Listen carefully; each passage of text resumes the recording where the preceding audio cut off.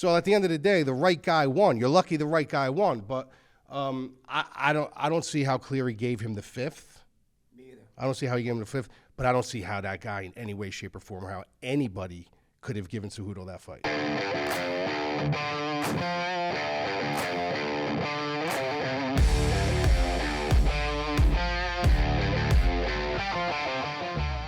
Hey, what's up? This is Anthony, a.k.a. Bush. I'm here with Mike the Madlab by Morono. Welcome back, buddy. Welcome back. I've been gone for almost 2 weeks. Big trip, Jersey, Utah. But now we're back. We're going to go right into it. We'll do a quick little recap of Saturday night's championship card. Thoughts on the Burns-Muhammad fight. I felt horrible for Burns that it had to go down that way. Unfortunate. It's unfortunate. He if you saw, did you see when it happened? Yeah. On that one takedown. Right? Yeah, he separated his shoulder. What a shame. It is what it is, man. I mean, it sucks that it went down that way. I would have liked to see it play out a little bit different. Even if Burns still lost the fight, I would like to see a fight. Yeah. I mean, unfortunately for him, now he has to take a couple steps back. I mean, Yep. if he would have won, he would have got a title shot. Now Bilal gets the title shot against the winner of Colby and Leon, whenever the hell that happens. Still got to give credit to Bilal, you know. Consistent. Dude just keeps winning, bro. Keeps winning. No matter how he wins or if the other fighter got hurt or whatever, he just keeps winning and he deserves his title shot. Yeah. Now, main event, Aljo, Cejudo. Big call from the Mad Lab on Aljo on that one. Everybody was on Cejudo. Death, taxes, and Aljo. What are your thoughts on the performance? How was that 30-27 Cejudo, though? 30-27. Wasn't that one scorecard? No, they had the one guy had it for Aljo in the fifth. Cleary had Aljo for the fifth.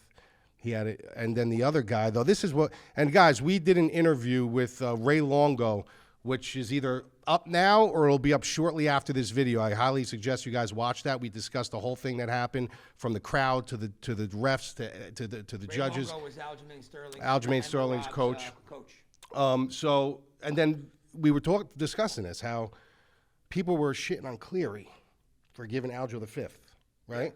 But nobody was giving the other guy, the other judge, that actually gave it to Cejudo any trouble. Yeah. So at the end of the day, the right guy won. You're lucky the right guy won, but I don't see how Cleary gave him the fifth. Me either. I don't see how he gave him the fifth, but I don't see how that guy in any way, shape, or form, how anybody could have given Cejudo that fight. Oh, it's a common issue that we keep dealing with. Thank God the right guy got his hand raised, and still, big win for him. But the man who stole the show was Merab. Bro. Dude, I didn't even notice it at first. You know, I had no idea. Until But why did he hand him the jacket? I mean, I think he took his jacket off to hand it to, like, one of his guys, and Merab just kind Like, of... it's not like Merab looks like a common man. Bro, when you watch the replay and you watch him just put it on, and then he's just standing there with the jacket on, all smiling. Dude, he's great, dude. Dude, how great was that? And then Ray Luongo, Mike just interviewed it with him, and he was talking about how he's like, dude, this guy is so fun, yeah. Human being, just a great guy. And I hope he gets a fight for a title, because Well, if you guys don't know. Well, you know what's going on now. Cejudo is saying he doesn't want to retire now. He wants to fight Merab. He's calling Merab out. Really? Yeah. That'd be great. Yeah. I would love to see that. Because I got to tell you, Merab, I love Merab. I did not expect him to do what he did against Peter Yan. We picked him. I picked him. You picked him. I picked him, yeah. I went against you on that. Now, maybe that wasn't the same Peter Yan, but, man, Merab destroyed him. Destroyed him. I love him. But how do you not love him, dude? You love the guy. I love the guy. All right. Now, let's start on the card here. We're going to cover 4 fights here because one fight got pulled. We're covering the main card. This is actually a very good card. Very. Usually after a big UFC pay-per-view card, they usually put a couple like so-so cards. Not this one. This is actually a very good, this is a good MMA, UFC fans kind of card. So we'll start at the bottom, okay? And this is one of Mike's staple guys. The dirty bird. I love him. Tim Means, the aging Tim Means. Alex, tough guy. Alex Morono. Really tough fight. You know, Mike doesn't pick against Means too often here. But Means is, you know, he's getting on that side of it, man. I mean, he's 39 years old. He still has those nasty elbows, and he could win any fight. He's a dog. Morono's tough, man. He's an awkward kind of guy. He's got awkward striking, but it's effective. I'm going to go with Alex Morono here, but I'm really interested to see what you say about this one. Dirty Bird is a guy that he's a throwback, right? Sure. He's got good range striking. He's got good elbows. He's got a good clinch game. He's got very underrated grappling. A lot of people think he's just a striker. The guy's got really good underrated grappling. The thing with Means is he's been through it, man. Like, this guy has been through the car wash. He doesn't know what it's like to have a clean fight. He's been through the car wash. Look at a guy like Alex Morono. Alex Morono is really better than people think. The kid's a black belt in Brazilian Jiu-Jitsu. He's got high-level grappling. He's very tough. He's a very, not like Aljo, but he's got that Aljo-esque way about him where you just can't figure him out. He's very awkward. He's very odd. He's a good kid. He's smart. Obviously hasn't taken as much damage. He has been knocked out. You know, both of these guys are on losing streaks. In the past 4, there's only been 1 win out of the last 4, which is Morono beating Semelsberger, lost to Ponzinibbio. Means is on a 2-fight winning streak, a 2-fight losing streak. I just think it's going to be, it's an age thing here. I just think it's an aging. This is a fight for Morono. He's a little bit tougher. He's a little bit more gritty. He's going to be able to maybe get to the fight to the ground, even though, Means can handle himself on the ground. Morono's is just tough everywhere. I just think he's going to kind of hawk him forward. I think he's going to break that space. I think he's going to lay more hands on Means than Means is going to be able to lay on him. As far as a finish, I don't know if he's going to get a finish here, but I'm definitely going to go Morono here, which is shocking because I usually take a plug on Means. Do you think this is the end of the road for Means if he loses this fight, though? No. No, because if you got to look at Means' record, too. If you look at Means' record, a lot of the fights, how many fights that he has that he's lost decisions that should have went his way? A lot.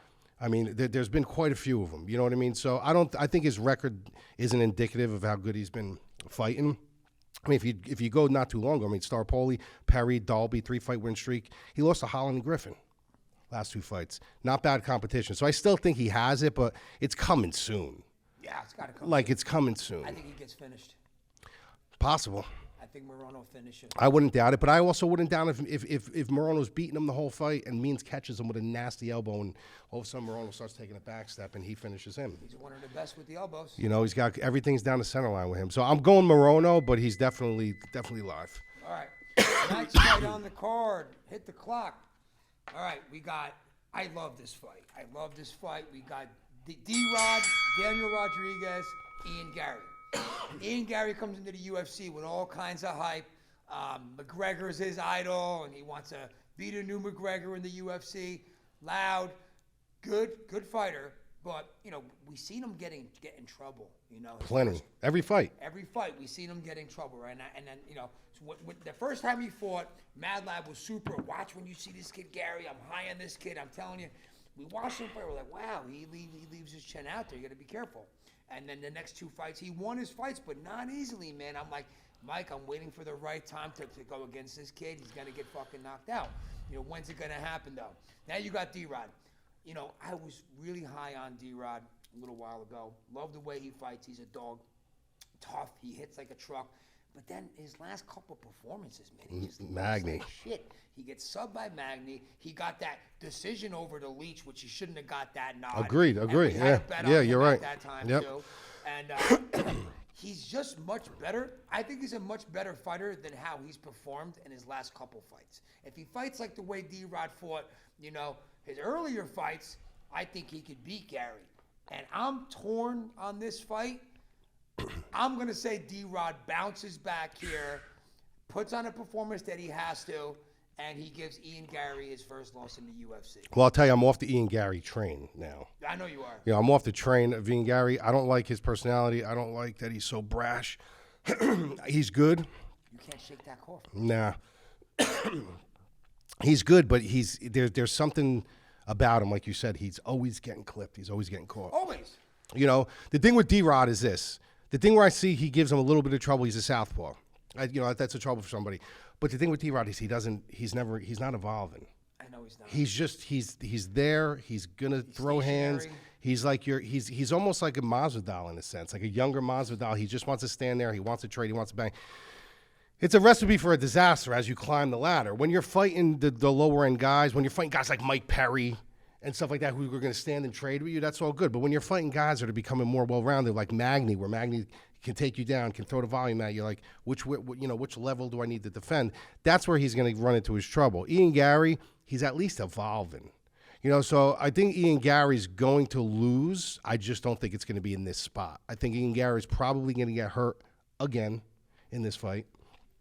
Probably near the end of a round, something like that, where he goes back to his stool and like, oh, shit. And I think he makes the adjustment, and D-Rod's just going to continue to fight that one way that he fights. He doesn't do anything else. He's a good striker. He's tough. He's, street kid. But he's never really evolved. So I'm going Ian Garry here. I don't know if he's going to knock D-Rod out, but I'm gonna take Garry. And I get that too, and why you're picking Garry. But like we said, Gary's been in trouble in almost all his fights, right? Yeah. Bro, if D-Rod catches him. Well, if D-Rod fights him like he did. D-Rod's power is not the same power as the guys Gary's been fighting. No, you're right. You know what I mean? If Yeah. D-Rod clips him, dude, I don't know if he's going to recover. Well, Kanan can hit. I know he can. Kanan can crack. This is good. This is good. So it's going to be good. I wouldn't be shocked if he wins. If you get D-Rod from 3 fights ago, expect a possible upset here. But if you get the D-Rod that you get, I want Garry to get knocked out. I'm waiting for it. Get his ego in check. I'm waiting for it. I just don't know if it's this spot. But I wouldn't be shocked. Close fight. Next fight on the card, MadLabs, one of MadLabs' top 3. I don't even need to say anything. He knows. One of MadLab's top 3 favorite guys all time in the UFC, Anthony Lionheart Smith, returns to the cage against Johnny Walker. Another great fight. I tell you, I love this card. Anthony Smith was kind of in line to get a title shot. He was supposed to fight Jamal Hill. Then that thing happened with Glover and not with Ankalaev and Jan, and then all of a sudden Glover gets the title shot against Hill. They push Anthony Smith out of the way live during the post show. Imagine that, dude. When he found out about that, he was pissed. They owed him a favor, so I'm gonna probably say that they probably told Anthony Smith, look, you win, you get past Johnny Walker, we'll give you a title shot. We owe you one here. Now Johnny Walker, very awkward. The difference here is that Anthony Smith has super high cage IQ and Johnny Walker has super low cage IQ. But Johnny Walker's dangerous. He's got those crazy knees. He knocked out Kudalaba. He knocked out your boy, the Bear Jew. Your boy. He knocked out the Bear Jew. So he's on a 2-fight winning streak.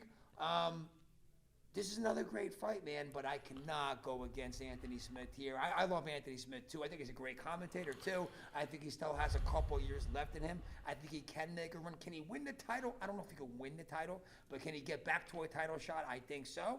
And this will be the one that gets him to that next step to possibly getting a title shot. I like Anthony Smith here. Well, if you look at Anthony Smith, for a while, they were using him as a stepping stone. Rakic, Clark, Jimmy Crute, Span. He was outside of Rakic. He was beating these guys. Then he fights Ankalaev, another stepping stone. He got hurt. Remember with his ankle. So you don't know if he would have lost that fight or not. But the fact of the matter is, he did get hurt. He's fighting a guy in Johnny Walker who, first of all, he comes from a camp that I can't stand, SBG.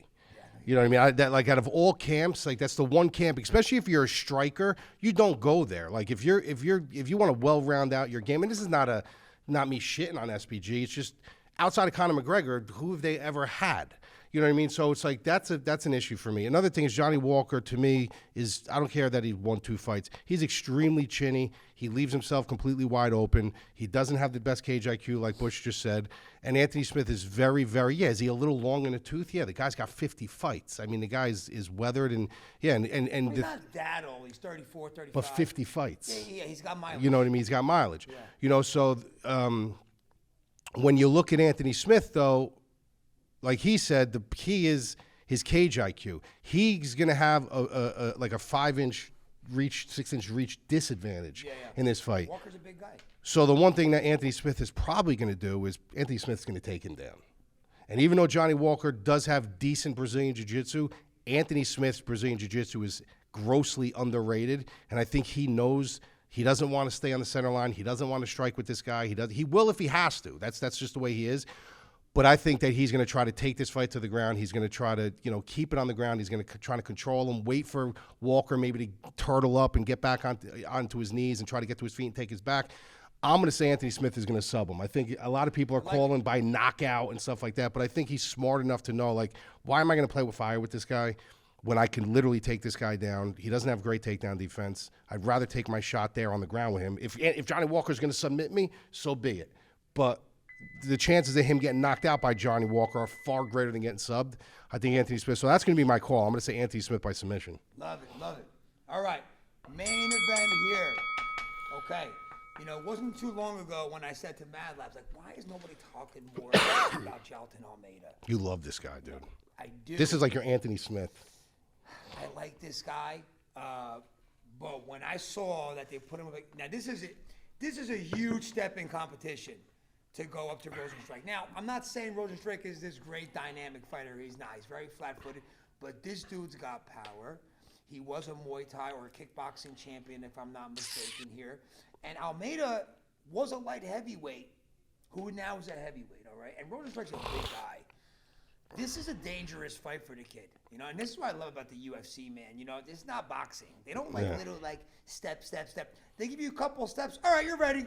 Here you go. Main event spot. Let's go. And I just said, like, when they're going to give this kid some looks, and all of a sudden he goes right to a main event spot against a guy who could hit like a truck. He just knocked out Daukaus.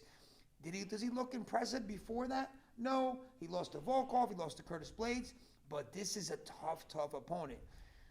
I want to see Almeida win. I do not think he should be minus 550 by any means. That scares me. But I think he's going to have to take him to the ground as fast as he could. If he tries to stand and trade with Rozenstruik, he's got serious power, bro.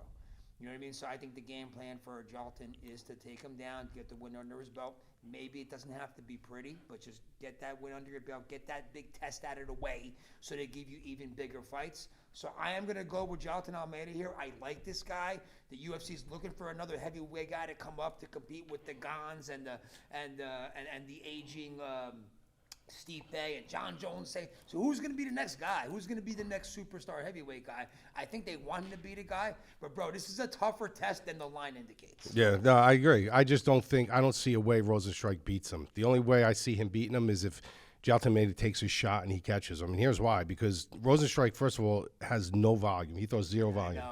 He's almost like, kind of like moving towards Derek Yeah, Lewis. he's He's very flat-footed. Yeah. He just moves forward. When you get a guy like Jailton Almeida, yeah, you said he's a 205er, but pound for pound, 205ers are the most powerful, fastest, most athletic guys, you know, in fighting. So you got a guy who's big. You got a guy who's strong. You got a guy who's a good grappler, who's effective, who's fast, against a guy who's kind of just a big, plodding heavyweight who kind of, when he picks and chooses spots, he picks and chooses spots. The thing that scares me about Almeida is if he gets cocky in there and he decides to say, like, I'm gonna stand with this guy, I'm gonna trade with this guy, or he takes a filthy shot and Rozenstruik catches him going in. That's the only way I honestly see him losing this fight. I can actually see Almeida taking him down and finishing this in the first round. That's what I would love to see. You know what I mean? I could see that happening, but I can also see it in a situation where everybody's super high on this guy and Rozenstruik just catches him with a grenade. That's what worries me, bro. So I'm going to go Almeida, but I'm going to tell you right now that, like Anthony said, the line is not indicative of the dangers of this fight. I don't even know why. Minus 175, minus 2.25, maybe. It's public perception. That's nuts, dude. You know, it's public perception. When you look at Almeida's resume, who is he beating? Go ahead, read the list. Yeah, Abrahimov, Turgos, Porter, Marquez. I mean, he hasn't been going right to, a legit heavyweight. Well, they're also looking at Rozenstruik lost to Blades. Yeah. You know what I mean? So everything comes to the culmination with it. And like I said, he's the hot commodity right now. You know what I mean? Rozenstruik isn't, and I think they look at the matchup. And I don't think a lot of people understand that Jailton Almeida is actually a light heavy. You know, a lot of people that are throwing money at this too, they might actually think he's a legit heavyweight, and he's not. No. You know, he's not. So I'm picking him. I think he doesn't look like he has room to even grow. He's 6'3". Yeah, he's a big guy. He's a big dude. He's got a great physique. Yeah, he's got a great physique, and he's athletic. So I'm confidently picking him, but not confidently at that confident. I would like to see Almeida get by Rozenstruik, and then I'd like to see Almeida fight Pavlovich. Bro. Nah, that's a big test, bro. That's a test. Bro, he's good. Pavlovich will probably beat him. I don't know. Dude, that's a big, bro. Pavlovich is a big, kid, but he's a big boy. You got to understand, they're doing this for Almeida for one reason. This is a matchup nightmare for Rozenstruik. A nightmare. It's not. They're giving him a fight to They're win.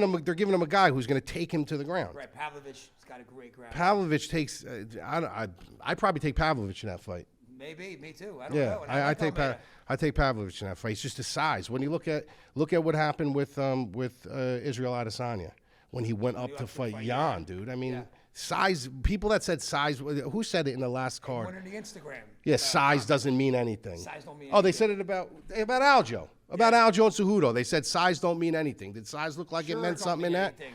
You know, so size does mean something. It's just in this spot, I don't think it really does. Not that much. We'll see. We'll see. You know. All right, last but not least, we got Christine's dog pick of the week. And there you have it. Now, guys, if you're new to the channel, okay, you can see we have a couple of new playlists. So you'll see on the top is Inside the Distance. If you go to our video homepage, which is all our videos breaking down UFC fights, underneath that you'll see our new series, Fighting Words. Every week we're going to be interviewing fighters or coaches of fighters, and we try to get people that are going on with current events. We just got Ray Longo. He was the coach of Aljamain Sterling, who just won the title on Saturday. So if you take a look, every week you're going to see new interviews. Defended. What was that? Defended the title, and we have Mike Straka on as the co-interviewer with MadLab. If you guys don't know Straka, his nickname was the Black Belt of media. Black Belt of Media, and we just brought him back on to start this new series with him, and he's a great guy, great interviewer too. So come check it out. Again, subscribe to the channel, like, comment. We want to hear from you. Hit the bell notification. We appreciate your support, and go enjoy this card. This is a great fighter. UFC fans kind of card right here. Surprisingly, this is a great card. If you want full breakdowns and everything, go to the MadLabMMA.com. You got everything there. Also, in 2 weeks, there's a really good fight. Devin Haney versus Lomachenko. Very anticipated fight. Yep. I'm going to have a full breakdown for that. That'll be up probably a week early, so that'll probably be up by the end of this week. You guys can check that out. And that's it. Just like, subscribe to the channel, comment if you agree on our takes and not, and just let's get this thing rolling. All right, we'll see you next week.